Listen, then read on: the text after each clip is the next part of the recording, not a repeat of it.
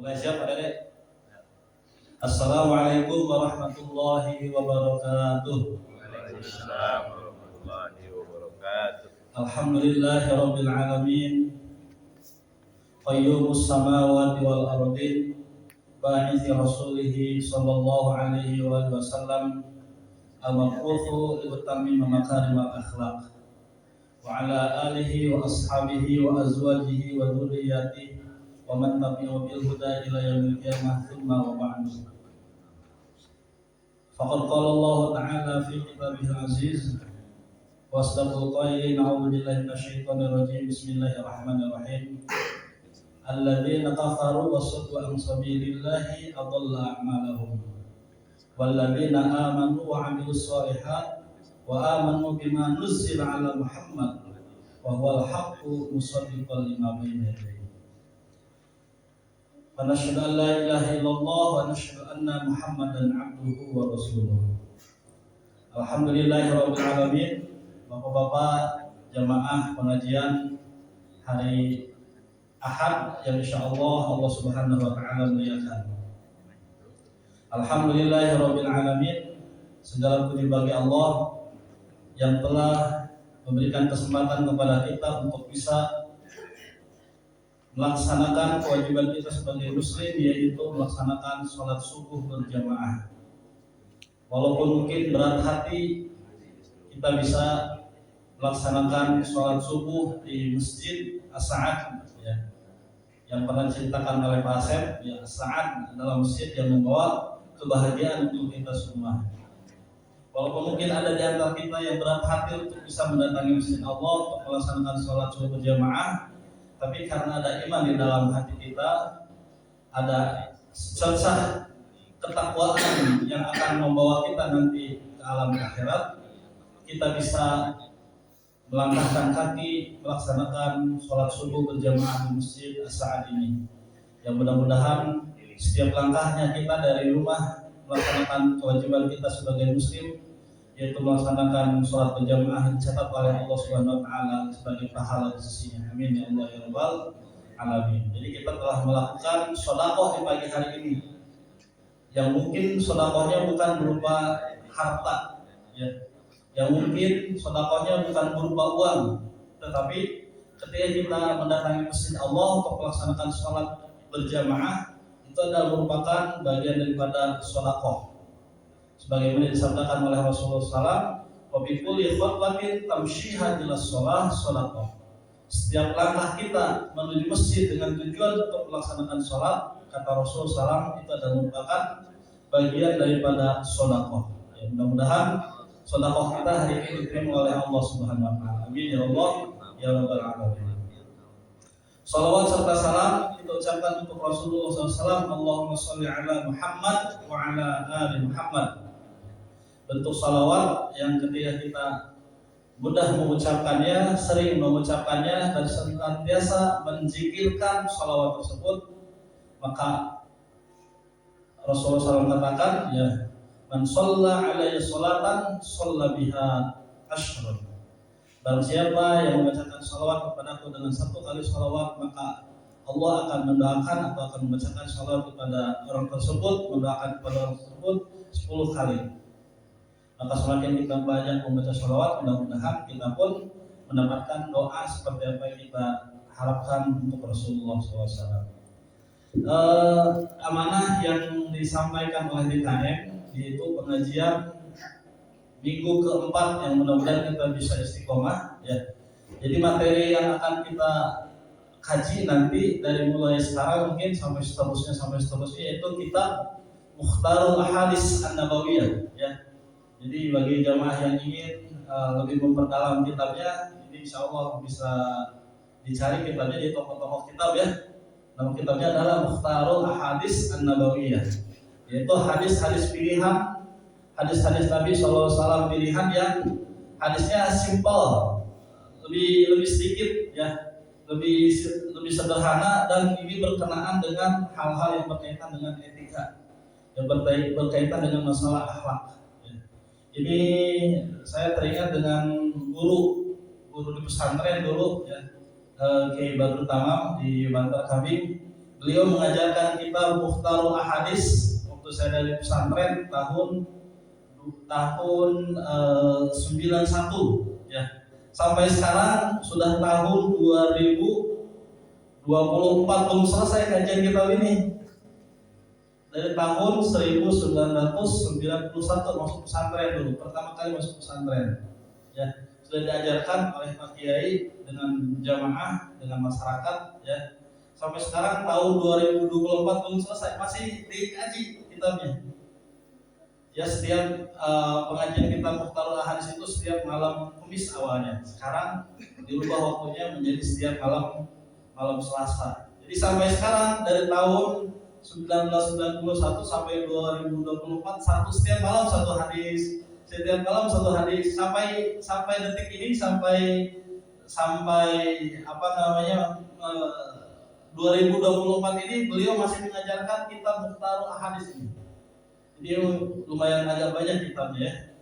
Sampai ribuan kitab hadis yang disabdakan oleh Rasulullah SAW, yang mudah-mudahan ya kita semuanya bisa istiqomah mempelajari kitab hadis Nabi Shallallahu Alaihi Wasallam. Ya, mungkin Ustaz Sugeng pernah menyampaikan hadis-hadis Al-Arba'in An-Nabawiyah. Kita sekarang meningkat sedikit kepada kitab hadis Mukhtarul Ahadis.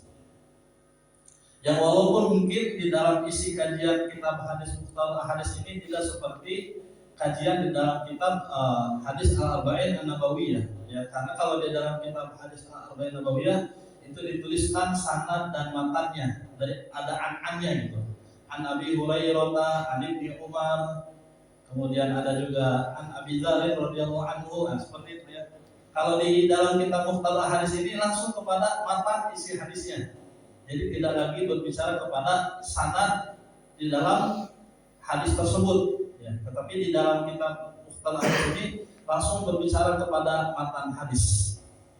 Walaupun mungkin ada sebagian hadis di dalam kitab Mukhtarul Ahadis ini ada hadis-hadis yang dhaif, yang berbeda dengan hadis Al-Arba'in An-Nabawiyah. Semuanya hadisnya adalah derajatnya hadis sahih maupun derajat hadis hasan. Jadi kalau kita belajar kitab Ulumul Hadis ya Bapak-bapak jemaah sekalian, insyaallah Allah Taala muliakan, ketika kita mempelajari ilmu Ulumul Hadis, di situ ada derajat dan tingkatan hadis ya. Jadi tidak semua hadis Nabi SAW yang kita dengar, yang kita simak atau yang diucapkan oleh seorang ustaz atau seorang pendakwah itu adalah hadis yang sahih. Itu adalah hadis hasan. Ada juga beberapa hadis dhaif, bahkan ada juga hadis maudhu, hadis palsu. Contoh misalkan, mungkin kita pernah mendengar seorang ustaz mengatakan bahwa naumus shaimi ibadatun. Tidurnya orang yang berpuasa adalah ibadah. Nah, itu sebetulnya bukan hadis itu. Itu kalau di klasifikasi ilmu hadis itu adalah bukan hadis. Itu adalah hadisnya pun hadis palsu, ucapan-ucapan seseorang tidak bisa dikatakan itu adalah hadis. Atau mungkin ada seseorang yang pernah mengatakan juga, atau seorang pendakwah mengatakan seakan-akan itu hadis, apalagi kalau ada ucapan makoli itu bukan hadis tentu ya. Sekarang lagi viral gitu ya. Itu bukan hadis, apalagi dia tidak pernah mengucapkan seorang pendakwah itu mengucapkan sebuah hadis ya. Jadi ketika ada sebuah hadis ya, yang diucapkan oleh seorang pendakwah atau seorang ustaz atau seorang kiai, kalau kita mempelajari ilmu ulumul hadis, kita bisa menyimak bahwa hadis itu adalah hadis sahih atau tidak, hadis itu adalah hadis hasan atau tidak ya. Jangan sampai seseorang membacakan sebuah hadis, kemudian ternyata hadis yang disampaikan itu adalah merupakan hadis maudhu. Kenapa demikian? Kalau seseorang mengucapkan sebuah hadis yang ternyata itu adalah hadis maudhu atau hadis palsu, sebetulnya Rasulullah SAW pernah mengancam kepada mereka yang mengucapkan sebuah hadis sebetulnya itu bukan hadis. Rasul mengatakan, "Man kadzdzaba 'alayya muta'ammidan falyatabawwa maq'adahu minan nar."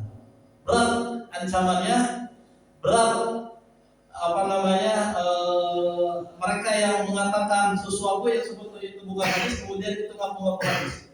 Rasul katakan, barang siapa yang berbohong kepadaku dengan suatu ucapan padahal itu tidak diucapkan Rasul, padahal itu tidak disabdakan oleh Rasul, kemudian dia mengatakan bahwa Rasulullah SAW bersabda, seperti itu bukan sabda Rasul. Beliau katakan, fal yatabawwa maq'adahu minan nar, maka tempat kembali orang yang mengatakan bahwa itu dikatakan oleh dia hadis padahal bukan hadis, maka tempat kembali orang tersebut adalah api neraka. Maka bagi kita ya sebagai mustami, bagi kita sebagai thalabul ilmi, orang mencari ilmu, sebaiknya atau akan lebih baik ketika kita mempelajari ilmu ulumul hadis. Sudah barang tentu ketika kita mempelajari ilmu ulumul hadis, kita tidak akan dibohongi oleh orang bahwa itu adalah hadis benar, itu adalah hadis sahih, itu adalah hadis mutawatir, itu adalah hadis hasan, itu adalah hadis dhaif, apalagi hadis maudhu. Ya, hadis maudhu itu adalah hadis bohong atau hadis yang dibuat-buat. Ya, contoh seperti hadis maudhu tadi ya, seperti hadis naumus shaimi ibadatun, tidurnya orang berpuasa adalah ibadah, itu bukan hadis tentunya. Atau ada juga yang mengatakan ya, an-nazafatu minal iman, kebersihan adalah merupakan sebagian daripada iman, itu bukan hadis sebetulnya gitu. Ya, itu adalah qaul ulama, ucapan ulama. Kalau kita mensandingkan sesuatu yang kemudian dia mengatakan itu adalah bukan dari Rasul SAW, ya, bukan dari Rasul SAW, kemudian dia mengatakan qala Rasulullah SAW, maka dia telah berbohong kepada Rasulullah. Maka kita tidak boleh sembarangan mengucapkan sebuah ayat Al-Quran atau mengucapkan sebuah hadis yang ternyata itu adalah bukan sabda Rasulullah SAW. Maka perlu kita juga mengkaji kitab yang berkaitan dengan masalah ilmu-ilmu dalam ilmu hadis. Disebut dengan kitab ulumul hadis. Jadi tingkatannya itu di dalam kitab ulumul hadis ada yang disebut dengan tingkatan yang paling tinggi dalam mempelajari hadis. Dalam mempelajari hadis itu adalah hadis mutawatir. Hadis mutawatir itu adalah hadis yang disabdakan oleh Rasulullah SAW, yang kemudian para sahabat menyimak hadis-hadis tersebut, yang kemudian ketika disimak oleh para sahabat yang mendengarkan hadis itu bukan hanya satu orang sahabat tapi banyak. Ketika Rasul mengucapkan itu sebuah sabda, didengarkan oleh banyak sahabat Rasul, yang kemudian sahabat yang lainnya menyimak, mendengarkan, kemudian dia menginformasikan lagi kepada sahabat-sahabat yang lainnya. Contoh misalnya ya, Rasul mengucapkan sebuah hadis tentang tentang bahwa ketika Rasulullah SAW berdoa, beliau senantiasa berdoanya mengangkat tangan. Ya, itu hadis yang diriwayatkan tentang berdoa ketika seseorang mengangkat tangan, itu diriwayatkan bukan oleh satu orang sahabat. Ada banyak sahabat-sahabat yang lain mengatakan bahwa memang Rasulullah SAW ketika beliau berdoa senantiasa mengangkat tangan. Nah, ketika sahabat-sahabat yang lain mendengarkan itu atau menyimak itu atau melihat itu bahwa Rasulullah SAW ketika dia berdoa kemudian mengangkat tangan, maka itu disebut dengan hadis mutawatir. Jadi yang disabdakan oleh Rasul bukan oleh satu orang, bukan oleh 2 orang atau bukan oleh 3 orang, tetapi lebih dari 10 orang.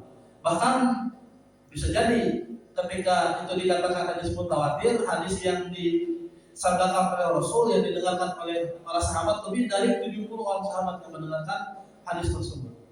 Maka disebut dengan hadis mutawatir. Ya. Tingkatan yang kedua setelah jadi hadis mutawatir adalah ada istilah hadis ahad.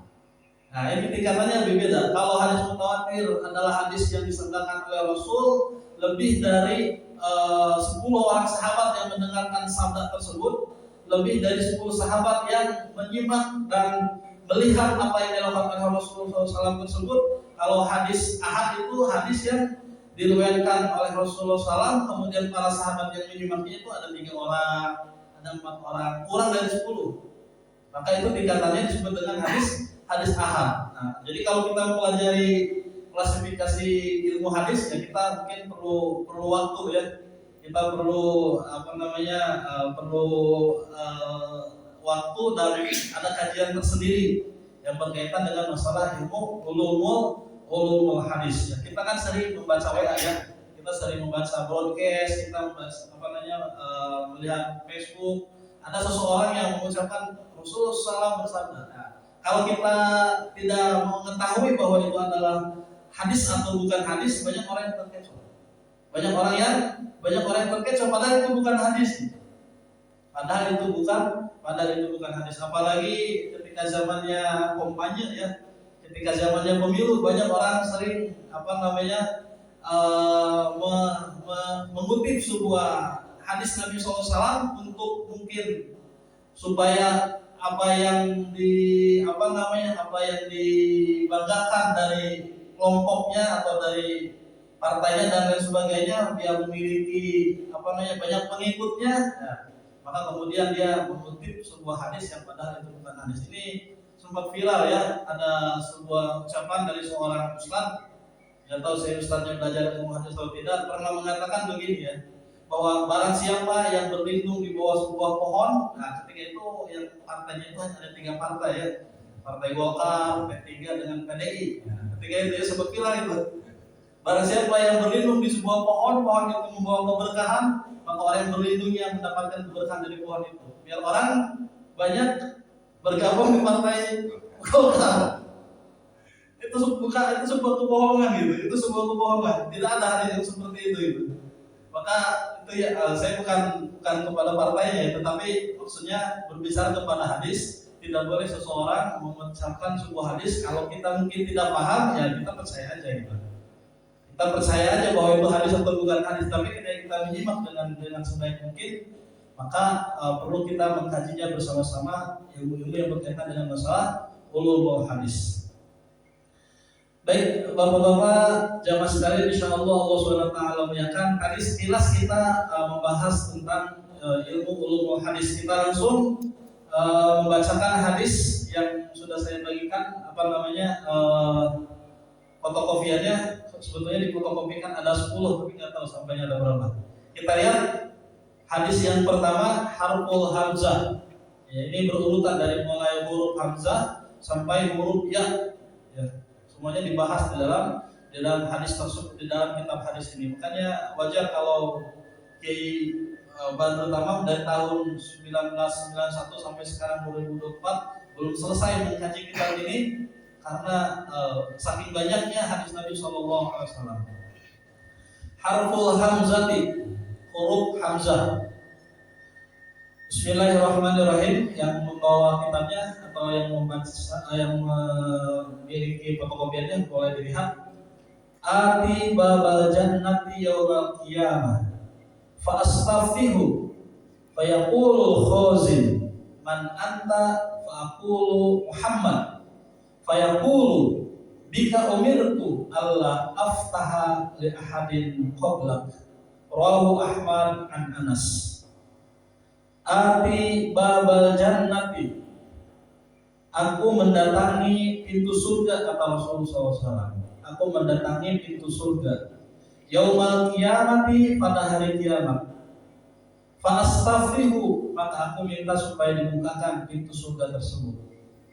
Aku minta supaya dibukakan pintu surga tersebut. Fa yaqulul khazin, maka penjaga surga itu berkata atau bertanya, man anta, siapa engkau? Jadi ada seseorang yang mendatangi pintu surga, kemudian ketika dia mengetuk pintu surga itu ditanya oleh penjaga pintu surga itu, man anta, siapa engkau yang mengetuk pintu surga ini? Fa'aqulu, maka aku katakan Muhammad, aku adalah Muhammad. Fa'yaqulu, maka penjaga pintu surga itu mengatakan, bika umirtu, denganmu aku diperintahkan Allah aftaha, untuk tidak membuka pintu surga ini li ahadin, kepada seorang pun qablaka, sebelum kamu. Fayaqulu, maka kemudian penjaga surga ini mengatakan, bika umirtu, denganmu aku diperintahkan Allah aftaha, untuk tidak membuka pintu surga ini li ahadin, kepada seorang pun qablaka, sebelummu. Ya, ini menunjukkan keistimewaan yang diberikan oleh Allah Subhanahu wa taala kepada seorang manusia yang bernama Muhammad sallallahu alaihi wasallam. Jadi orang yang pertama kali ketika kiamat nanti ya, yang masuk ke dalam surga dan yang akan membukakan pintu surga itu adalah Nabi Muhammad sallallahu alaihi wasallam. Ini menunjukkan keistimewaan yang Allah Subhanahu wa taala berikan kepada Rasulullah Shallallahu Alaihi Wasallam. Jemaah sekalian, insya Allah Subhanahu Wa Taala muliakan. Ya, kita kembali berarti ini menjelaskan tentang keistimewaan Rasulullah Shallallahu Alaihi Wasallam. Ya. Jadi Rasulullah SAW itu beliau adalah sebagai manusia yang maksum. Maksum itu artinya ketika dia melakukan kesalahan atau melakukan sebuah kekhilafan, ya, maka tidak dianggap sebagai dosa kehilafannya itu, tidak dianggap sebagai sebuah kesalahan yang seperti kita melakukan kesalahan. Maka Rasulullah SAW itu mendapatkan gelar al-maksum. Maksum itu artinya dia itu dijaga oleh Allah Subhanahu Wa Taala dari melakukan sebuah dosa. Beda dengan kita manusia biasa, ya. Kita selalu melakukan kesalahan, melakukan dosa, melakukan maksiat dan sebagainya. Rasulullah SAW ketika melakukan kesalahan, Rasulullah SAW ketika melakukan sebuah kekhilafan, maka Allah Subhanahu Wa Taala akan menghapuskannya. Maka Allah Subhanahu Wa Taala akan menjaganya. Kalau beliau SAW ya mungkin tidak seperti kita melakukan dosa, ya, melakukan perbuatan maksiat, beliau itu selalu dijaga oleh Allah Subhanahu Wa Taala. Karena keistimewaan Muhammad SAW, ya, dari mulai beliau masih hidup sampai beliau meninggal dunia, Allah Subhanahu Wa Taala menjaga kita sebagai umatnya karena kemuliaan yang dimiliki oleh Muhammad SAW. Ya, kita lihat Quran surat Al-Anfal kalau tidak salah, ya. Quran surat Al-Anfal Allah Subhanahu Wa Taala mengatakan, "Wa ma kana Allahu mu'adzibahum wa anta fihim wa ma kana Allahu mu'adzibahum wa hum yastaghfirun." Allah Subhanahu Wa Taala mengatakan atau berfirman, "Wa ma kana Allahu mu'adzibahum," dan tidaklah Allah akan menyiksa umatmu wahai Muhammad SAW, wa anta fihim, sedangkan engkau masih bersama dengan mereka. Sebagian mufassir menjelaskan kalimat wa anta fihim, ya. Sebagian mufassir mengatakan bahwa kalimat wa anta fihim ini ketika Rasulullah SAW masih hidup, Allah tidak akan menyiksa Rasulullah SAW, juga tidak akan menyiksa para sahabatnya. Wa anta fihim juga ada yang mengatakan kalimatnya adalah ketika engkau pun sudah mati sedangkan jasadmu masih ada di dalam dunia ini. Allah Subhanahu Wa Taala tidak akan menyiksa umatnya Rasulullah SAW. Yang kedua, wa ma kana Allahu mu'adzibahum wa hum yastaghfirun, dan Allah Subhanahu Wa Taala tidak akan menyiksa umat Muhammad SAW selama umatnya masih mau beristighfar kepada Allah Subhanahu Wa Taala. Mungkin ini penjelasannya di dalam ayat Al-Quran tersebut yang pernah saya jelaskan ketika khutbah Jumat, ya, di mana umat-umat sebelum umat Rasulullah SAW itu mendapatkan siksaan dari Allah Subhanahu Wa Taala, mendapatkan azab dari Allah Subhanahu Wa Taala, bukan hanya kepada umatnya secara langsung, juga kepada nabi-nabinya ketika mereka melakukan kesalahan, Allah Subhanahu Wa Taala langsung memberikan teguran kepada mereka. Saya ulangi, untuk umat selain umat Muhammad SAW, ya, Allah Subhanahu Wa Taala memberikan siksaan kepada mereka, atau Allah memberikan teguran kepada umat-umatnya secara langsung, baik kepada umatnya masih ada ataupun kepada nabinya ketika Allah Subhanahu Wa Taala memberikan teguran langsung kepada mereka. Yang berbeda kepada umat Muhammad SAW. Ya, dari mulai beliau SAW hadir bersama dengan para sahabatnya sampai nanti hari kiamat terjadi, tidak ada azab-azab yang Allah Subhanahu Wa Taala berikan kepada umat-umat Rasulullah SAW yang berbeda dengan umat-umat sebelum Rasulullah SAW. Contoh misalkan, ya, teguran Allah Subhanahu Wa Taala kepada umatnya kaum Lut yang mereka melakukan perbuatan sodomi, ya, yaitu laki-laki suka dengan laki-laki, perempuan suka dengan perempuan, ya, yang disebut dengan liwat dan lain sebagainya. Ya. Ketika Allah Subhanahu Wa Taala melihat perbuatan kaum Lut itu, ya, kaumnya Nabi Lut alaihissalam, ya, ketika Allah Subhanahu Wa Taala melihat perbuatan yang dilakukan oleh kaumnya yang melampaui batas, laki-laki suka dengan laki-laki, bukan hanya sebatas suka, sampai melakukan perbuatan sodom, ya, perbuatan sodom yang sekarang ternyata, ya, dalam dalam penelitiannya di Bogor juga termasuk kota Bogor lagi, di Bogor banyak anehnya ya. Di Bogor juga ternyata banyak tempat-tempat mangkalnya para pelaku perbuatan laki-laki suka dengan laki-laki. Bisa pada nongkrong di kafe-kafe, pada nongkrong di tempat-tempat tempat-tempat strategis. Ya, mereka sengaja melakukan perbuatan-perbuatan seperti itu dengan tujuan untuk melampiaskan hawa nafsunya, melakukan hubungan laki-laki dengan laki-laki. Ya. Nah, ketika kaum Nabi Lut alaihissalam melakukan perbuatan tersebut, Allah Subhanahu wa taala mengajarnya langsung ketika nabinya ada dan kaumnya langsung diajar oleh Allah Subhanahu wa taala. Ya, kita lihat Quran surat Al-Qamar misalkan Allah menyebutkan seperti itu. Kadzabat qablahum qaum Lut, bahwa kaumnya Nabi Lut alaihissalam telah membohongi terhadap firman Allah Subhanahu wa taala. Allah Subhanahu wa taala memberikan azab kepada mereka. Allah Subhanahu wa taala memberikan siksa kepada mereka, pada kaumnya Nabi Lut alaihissalam tersebut, yaitu dengan dibalikan tanah-tanah mereka. Allah Subhanahu wa taala membalikan rumah-rumah mereka dengan diazab oleh Allah Subhanahu wa taala dengan diangkat kemudian dibalikan. Jadi tanahnya rumah-rumah mereka yang ada di atas Allah balikan kemudian di bawah ini. Diangkat oleh Allah Subhanahu wa taala dengan azab yang sangat pedih. Ya, ada juga yang mengatakan bahwa ketika Allah Subhanahu wa taala memberikan siksa kepada kaumnya Nabi Lut alaihissalam, yang mereka siksaannya itu adalah siksaan yang sangat pedih, ada gunung yang dibalikan oleh Allah Subhanahu wa taala, kemudian gunung itu menimpakan kepada kaum tersebut. Jadi gunungnya diangkat oleh malaikat yang kemudian gunung itu menutup kaum tersebut, yang kemudian tidak ada satupun kaumnya yang terselamatkan dengan siksaan Allah Subhanahu wa taala yang sangat dahsyat tersebut. Jadi Allah Subhanahu wa taala menyiksa umat-umat Nabi sebelum Nabi Muhammad SAW, itu nabinya melihat secara langsung. Nabinya melihat secara langsung bahwa umatnya itu diazab oleh Allah Subhanahu wa taala. Gitu ya. Yang berbeda dengan umat Nabi Muhammad, Allah Subhanahu wa taala tidak akan menyiksa umat Muhammad SAW. Allah Subhanahu wa taala tidak akan mengazab umat Nabi Muhammad SAW selama Nabi Muhammad SAW hadir, selama makam Nabi Muhammad SAW hadir, dan yang kedua adalah selama kita beristighfar kepada Allah Subhanahu wa taala. Yang kedua, ya misalkan tadi Allah mengazab kepada umatnya dan ketika nabinya hadir. Ada juga yang ketika nabinya melakukan sebuah kesalahan, ketika nabinya melakukan sebuah kehilapan, maka kemudian Nabi SAW tersebut mendapatkan teguran dari Allah Subhanahu wa taala. Contoh misalkan ya, Nabi Adam alaihissalam, kalau kita lihat sejarah Nabi Adam alaihissalam, ketika Adam melakukan sebuah kesalahan, ketika Adam melakukan sebuah kehilapan, Allah Subhanahu wa taala kemudian mengusir Adam dari surga.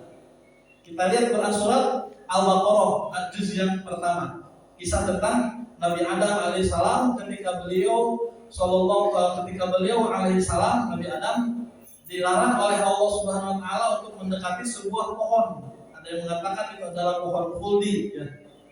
Ada yang mengatakan itu adalah pohon keabadian. Namun ketika iblis yang menggoda Nabi Adam masih punya kekuatan iman untuk tidak tergoda, ya. Namun ketika iblis menggoda istri Adam alaihissalam, maka kemudian istrinya menggoda Adam alaihissalam, maka kemudian ternyata Adam tergoyahkan juga keimanannya karena diminta oleh istrinya untuk mendekati pohon tersebut. Dan kemudian Adam bersama istrinya memakan buah tersebut, memakan buah khuldi tersebut, ya. Kemudian ketika Adam alaihissalam memakannya bersama dengan istrinya, ya, ada yang mengatakan, ini nggak tahu saya anekdot atau bukan anekdot, ya, ada yang mengatakan Adam ketika memakan buah khuldi tersebut nyangkut, di sini, maka kemudian laki-laki biasanya ada di sini. Benar atau enggak saya Allah alam, tidak sampai ke tubuhnya gitu, nyangkut di sini, laki-laki ada zatunnya. Adapun perempuan, nyangkutnya di tengah gitu. Allah alam bisawab. Maka kemudian ini mungkin anekdot atau enggak ya, Allah alam bisawab. Yang jelas mereka berdua, Adam alaihissalam bersama dengan istrinya ketika memakan atau mendekati pohon tersebut atau memakan buah khuldi tersebut, yang kemudian Allah mengusir Adam alaihissalam dari surga Allah Subhanahu wa taala. Yang sampai kita kemudian umatnya ya yang mungkin kita umatnya Adam alaihissalam atau turunan-turunan Adam, harusnya kita tinggal di dalam surga Allah SWT. Ya, Pak Andi harusnya ada di dalam surga Allah. Namun karena Adam diusir oleh Allah dari surga, maka kita kemudian ada di dunia ini. Ada di dunia ini. Ini kesalahan Nabi Adam alaihissalam yang kemudian kita mendapatkan kesalahan yang sama, yang ketika Nabi itu melakukan sebuah kesalahan, maka Allah Subhanahu Wa Taala menegurnya secara langsung kepada Nabi tersebut. Ya, Allah Subhanahu Wa Taala menegurnya langsung kepada Nabi tersebut. Kita lihat misalkan kisah lain, yang kisah Nabi Yunus alaihissalam. Ketika Nabi Yunus alaihissalam melakukan kesalahan, Allah langsung memberikan pelajaran kepada Nabi Yunus alaihissalam. Ya, Nabi Yunus adalah seorang nabi yang mendakwahkan ajaran ketauhidan. Dia berdakwah kepada umatnya selama selama bertahun-tahun, namun umatnya tidak ada yang mengikuti ajaran Nabi Yunus alaihissalam. Tidak mau mendengarkan dakwah Nabi Yunus alaihissalam. Kemudian Nabi Yunus bosan. Kayak umatnya tidak ada yang mau. Kayak kita mungkin ya, alhamdulillah kita mungkin tidak bosan ya. Ketua DKM ayo ngaji ya. Kemudian umatnya banyak yang tidak mau mendengarkan dakwahnya Nabi Yunus alaihissalam, tidak mau ikut ngaji, tidak mau ikut ajaran ketauhidan yang diajarkan oleh Nabi Yunus alaihissalam. Kemudian Nabi Yunus merasa bosan dengan dakwahnya, yang kemudian Nabi Yunus kabur dari kampung itu. Nabi Yunus kabur dari kampung itu. Ketika dia mau pergi dari satu tempat ke tempat yang lain, dari satu daerah ke daerah yang lain yang melewati lautan. Nah, di tengah perjalanan itulah kemudian perahunya ternyata, atau kapal yang ditumpangi oleh Nabi Yunus dengan para penumpang lainnya, goncang. Ya, terdapat badai yang besar yang kemudian diundi. Ini kayaknya kapal kita kepenuhan, harus ada yang diusir, harus ada yang dikeluarkan dari kapal ini.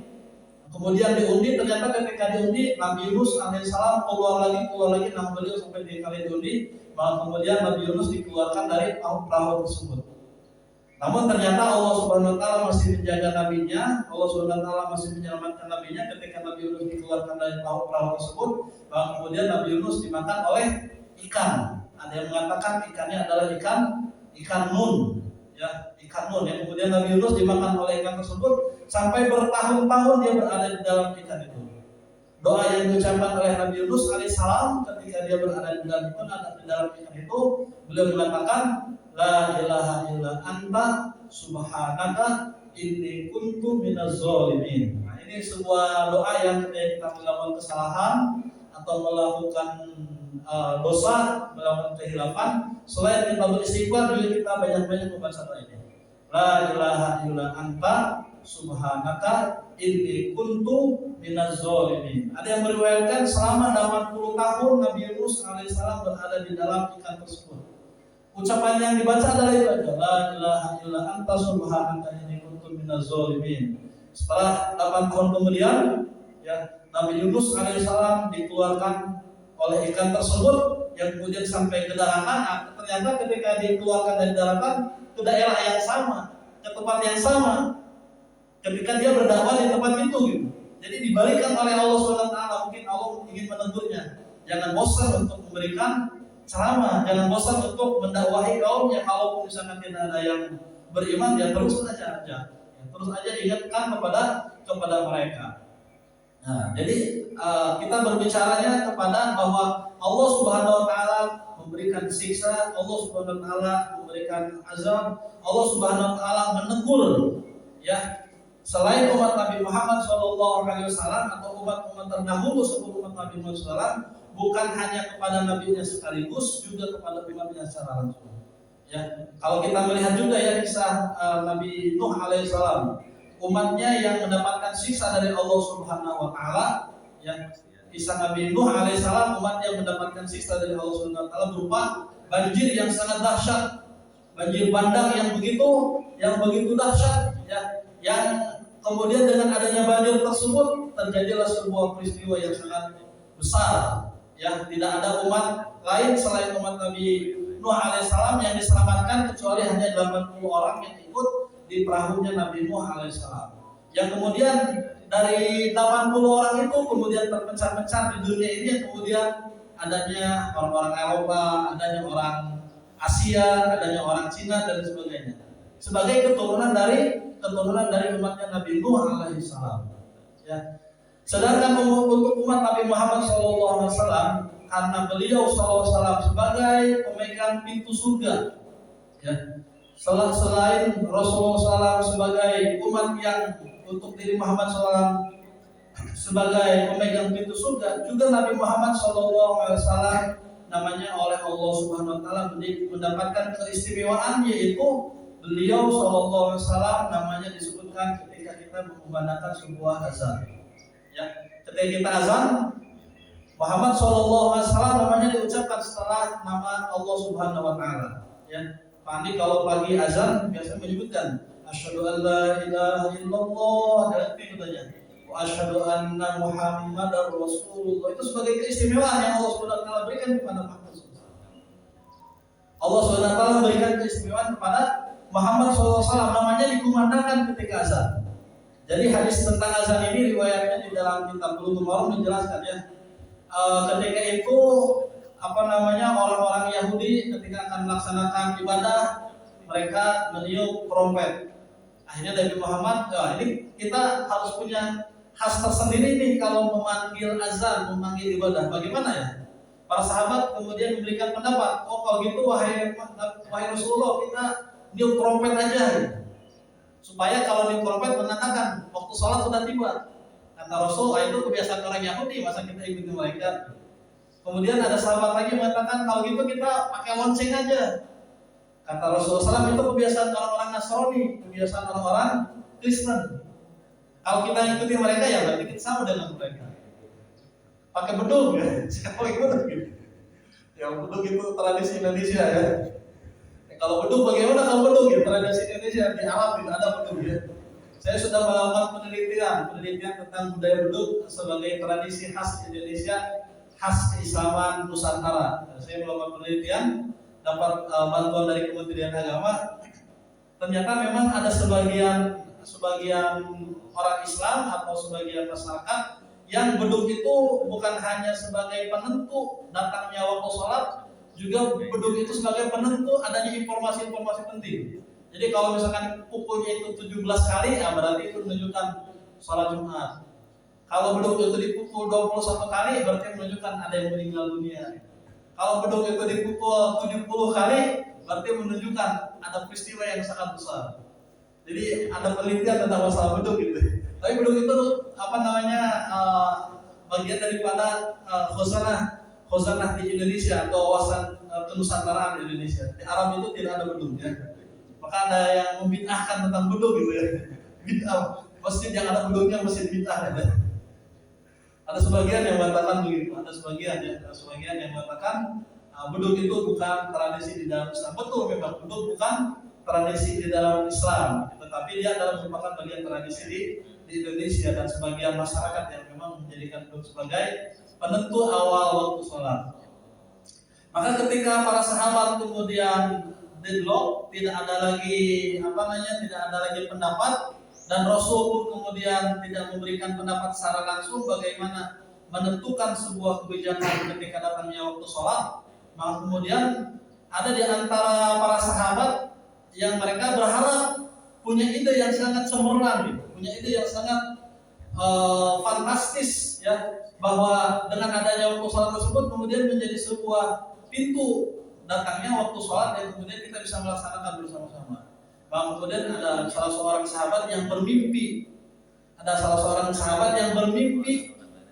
tentang kumandangnya azan, ya, ya. Dari mulai Allah Akbar, asyhadu an la ilaha illallah sampai selesai, ya.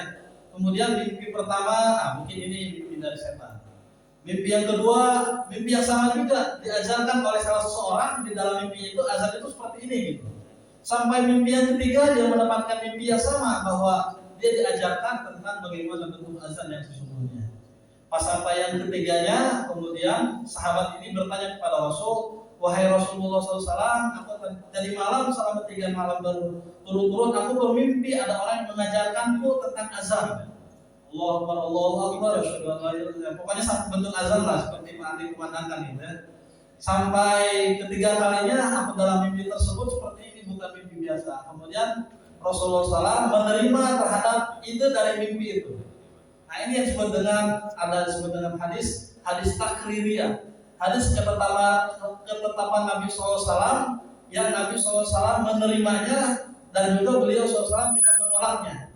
Kemudian ini menjadi sebuah hadis. Nah, jadi bentuk azan yang kita kumandangkan atau yang kita dengarkan, yang dikumandangkan oleh para muazzin itu adalah merupakan salah satu di antara keistimewaan Muhammad SAW ada di dalamnya disebutkan. Ya, asyhadu an la ilaha illallah, kemudian yang ketiganya wa asyhadu anna Muhammadar Rasulullah. Ini salah satu di antara keistimewaan Allah SWT memberikan keistimewaan yang diberikan oleh Allah kepada Muhammad SAW. Beliau namanya dikumandangkan ketika dalam azan.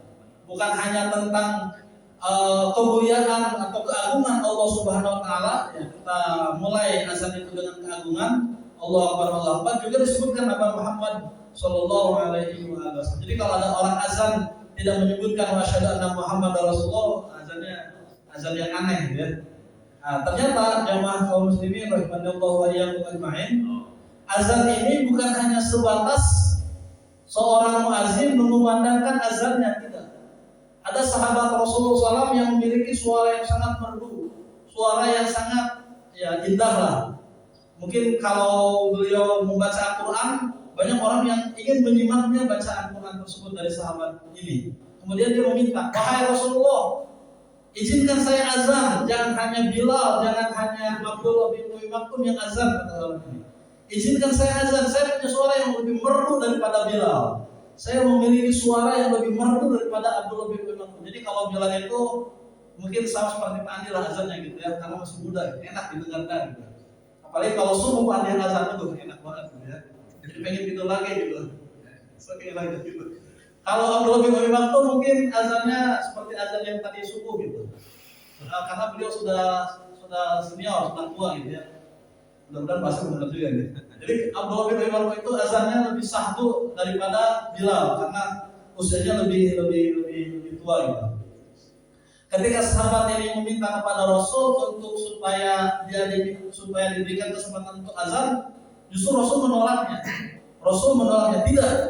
Rasul katakan demikian, bahwa sesungguhnya seseorang ketika dia mengumandangkan azan, bukan hanya suaranya yang merdu, bukan hanya keindahannya yang diucapkan, tetapi ketika seseorang mengucapkan azan, kata Rasulullah SAW, lima makna, bahwa ketika seseorang mengumandangkan azan, yang didengar hanyalah bukan oleh manusia yang mendengarnya, bukan hanya oleh orang-orang yang mendengarnya, namun ternyata azan itu bisa sampai kepada Sidratul Muntaha, sampai ke langit. Jadi ketika ada orang azan, bukan hanya sebatas azan kita mendengarnya, azan biasa. Ini azan aneh, azan biasa gitu. Ketika Pak Asep azan atau ketika si azan ya azan yang masih kecil atau oleh yang masih kecil, azan biasa azan. Tetapi ketika azan itu dikumandangkan dengan penuh keikhlasan, dengan penuh keyakinan, dengan mengajak seorang muslim untuk bisa melaksanakan ibadah, bisa melaksanakan sholat, ternyata azan itu bisa sampai ke langit Allah Subhanahu wa taala, sampai ke arah, sampai ke langit yang tertuju. Jadi bukan sembarang azan ketika pandai azan, Allah langsung mendengarnya. Para malaikat pun langsung mendengarnya terhadap azan-azan tersebut. Maka bagus ya kalau ada anak-anak kita rajin azan, bagus, khalid azan bagus tuh, untuk menciarkan. Ya, memang bagusnya orang yang melakukan azan itu adalah orang yang sudah akil balik, yang sudah merdeka dan lain sebagainya. Tetapi siapapun pada dasarnya ketika seorang memiliki keikhlasan untuk mengumandangkan azan, itu adalah merupakan salah satu di antara keistimewaan yang Allah Subhanahu wa taala berikan kepada orang tersebut. Ya, karena banyak orang yang diminta azan kemudian suka tidak mau dan lain sebagainya. Ketika ada orang yang mau azan, itu adalah merupakan salah satu bentuk keistimewaan yang Allah Subhanahu wa taala berikan kepada orang tersebut, ya. Dan yang perlu kita garis bawahi, ya, ketika seseorang mengumandangkan azan, pada dasarnya dia mengajak kepada orang untuk melaksanakan ibadah, melaksanakan sholat. Ketika Pak Andi azan, banyak jamaah yang hadir di sini, semua orang yang hadir di sini melaksanakan sholat karena azannya Pak Andi, maka semua pahala yang diberikan oleh Allah kepada mereka yang sholat berjamaah, Pak Andi pun mendapatkan pahala yang sama. Ya, begitu juga ya, ketika orang melaksanakan amalan-amalan ibadah lain yang bersifat itu adalah kejamahan, maka pahalanya pun akan diberikan kepada mereka yang melakukan terhadap kejamahan tersebut. Wallahu a'lam bishawab. Ya, ini belum berbicara kepada inti hadisnya ya. Bahwa sudah jam 6 tapi ini. Terlalu banyak penjelasan kayaknya. Bagus. Bisa lama. Jamaah kaum muslimin rahimani Allah ya ajmain, karena juga RT 8 ya mau melakukan poli ya. Kalau kita kelamaan ngajinya nanti Pak Andi sebagai koordinator poli nggak bisa manajernya langsung sebagai apa ya, sebagai pelatihnya langsung ya. Mungkin kita cukupkan sekarang juga waktu sudah jam 6 ya. Hadis ini kita simpulkan ya, hadis yang pertama ini menjelaskan kepada kita sebagai umat Muhammad SAW bahwa sesungguhnya orang yang pertama kali membukakan pintu surga nanti pada hari kiamat adalah Muhammad SAW. Dan pintu surga itu dari sejak dibangunnya sampai nanti hari kiamat itu tidak akan pernah dibuka kecuali orang yang pertama kali akan membukakan pintu surga adalah Rasulullah SAW. Maka sudah sepantasnya kita yang hadir di masjid ini untuk senantiasa mengucapkan sholawat untuk Rasulullah SAW. Allahumma sholli ala Muhammad wa ala ali Muhammad. Sholawat yang paling ringkas adalah sallallahu. Sholawat yang paling ringkas adalah sallallahu alaihi wasallam. Itu sholawat yang paling ringkas. Ya. Makanya ada hadis yang mengatakan bahwa al-bakhilu man dzukirtu indahu wa lam yusalli alayya. Yang disebut orang yang pelit itu, yang disebut dengan orang yang mereket jahe itu, yang disebut dengan orang yang hese itu adalah yang tidak mau berbagi. Kata Rasulullah SAW, man dzukirtu indahu, orang yang namaku disebut di dalamnya, walam yusolli alayya, dan dia tidak mau mengucapkan salawat. Itu orang baik kata Rasulullah. Nah, ketika kita mendengar kalimat Muhammad SAW, mendengar kalimat Muhammad, langsung kita mengucapkan sallallahu alaihi wasallam, baik mungkin secara talafuz dilafazkan maupun di dalam hati. Jadi jangan diam gitu ya.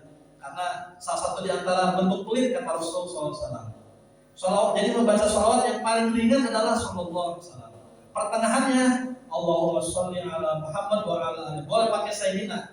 Allahumma sholli ala sayyidina Muhammad wa ala ali sayyidina Muhammad. Yang paling panjang membaca sholawat adalah sholawat Nabi Muhammad dan Ibrahim. Allahumma sholli ala sayyidina Muhammad wa ala ali sayyidina Muhammad kama shallaita ala sayyidina Ibrahim wa ala ali sayyidina Ibrahim wa barik ala sayyidina Muhammad wa ala ali sayyidina Muhammad kama barakta ala sayyidina Ibrahim wa ala ali sayyidina. Itu salawat yang paling panjang. Adapun salawat nariyah Allahumma sholli itu tidak diajarkan di dalam hadis Nabi SAW. Atau salawat bil Allahumma sholli ala Muhammad bil qulubi. Itu salawat yang tidak diajarkan oleh Nabi SAW. Sebagian orang atau sebagian jamaah yang mengatakan itu hadis yang tidak diajarkan oleh Nabi SAW, sehingga hadis tersebut tidak bisa didawamkan untuk sebagai sebagai zikir kita kepada Allah Subhanahu Wa Taala dan mendoakan Rasulullah SAW. Ada sebagian mengatakan begitu. Atau bahasa lainnya mungkin membid'ahkan terhadap salawat-salawat tersebut, salawat nariyah, salawat badriyah, salawat-salawat yang lainnya. Tetapi kalau mau mendawamkan salawat yang diajarkan oleh Rasulullah SAW tadi, yang paling ringkasnya adalah mengucapkan salawat sallallahu alaihi wasallam. Yang sedangnya adalah Allahumma sholli ala Muhammad atau Allahumma sholli ala sayyidina Muhammad wa ala ali sayyidina Muhammad. Yang paling panjangnya adalah tadi ya, Allahumma sholli ala sayyidina Muhammad sampai kepada Ibrahim alaihissalam.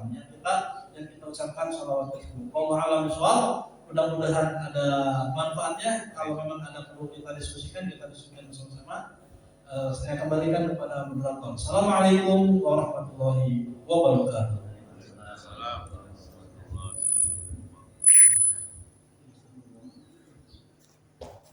Terima kasih kepada Ustaz Dr. Jazuli yang